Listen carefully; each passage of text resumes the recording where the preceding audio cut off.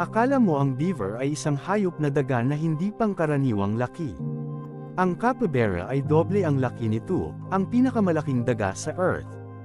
Ang mga kahangahangang semi-aquatic na mammal na ito ay matatagpuan sa halos lahat ng hilaga at gitnang South America, kahit na isang maliit na invasive na populasyon ang nakita sa Florida. Ang mga ito ay malapit na nauugnay sa mga guinea pig at rock cavies, at mas malayong nauugnay sa mga chinchilla at aguti. Tulad ng mga beaver, ang mga capybara ay malalakas na manlalangoy.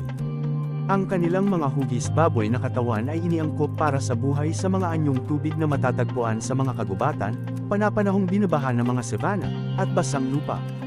Ang kanilang mga daliri sa paa ay bahagyang web para sa pagsagwan sa paligid, at ang kanilang mamula-mula hanggang maitim na kayumangging balahibo ay mahaba at malutong, perpekto para sa mabilis na pagkatuyo sa lupa.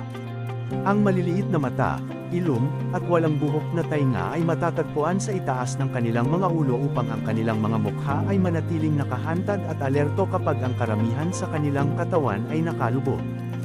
Ang pagiging alerto ay mahalaga kapag madalas kang hapunan para sa mga jaguar, pumas, at, sa tubig, mga caiman. Ang mga batang capybara ay may higit pang dapat ipag-alala, sila ay paboritong merienda ng mga ahas tulad ng boa constrictor, crab-eating fox, maliliit na pusa, at mga ibong mandaragit tulad ng kerikera at black vulture.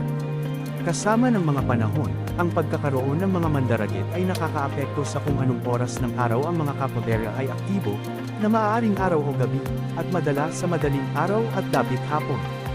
Tulad ng ibang mga daga, ang mga ngipin ng capybaras ay patuloy na tumutubo, at sila ay nauubos sa pamamagitan ng pagpapastol ng mga halaman sa tubig, damo, at iba pang masaganang halaman. Kumakain din sila ng sarili nilang dumi sa umaga. Iyon ay kapag ang kanilang tae ay mayaman sa protina mula sa mataas na bilang ng mga mikrobyo na tumutunaw sa mga pagkain noong nakaraang araw. Dahil ang mga damong kinakain nila ay napakahirap tunawin, ang pagkain ng kanilang dumi ay nagbibigay daan sa kanila na matuno ito ng 2 beses. Hindi iniisip ng mga capybara na mag-isa, ngunit nakatira din sila sa mga grupo ng hanggang 40. Ang kanilang panahon ng pag-aanak ay nag-iiba sa buong taon depende sa kung anong tirahan ang kanilang tinitirhan at ang pagkakaroon ng mga kapareha. Ang mga babae ay karaniwang may isang magkalat ng 4 hanggang 5 bata bawat taon. Bagamat itinuturing na may isang matatag na populasyon sa pangkalahatan, sa ilang mga lugar ang mga capybara ay lubhang nanganganib ng mga taong nanghuhuli sa kanila para sa kanilang balat, at ang ilang mga lokal na populasyon ay nabura.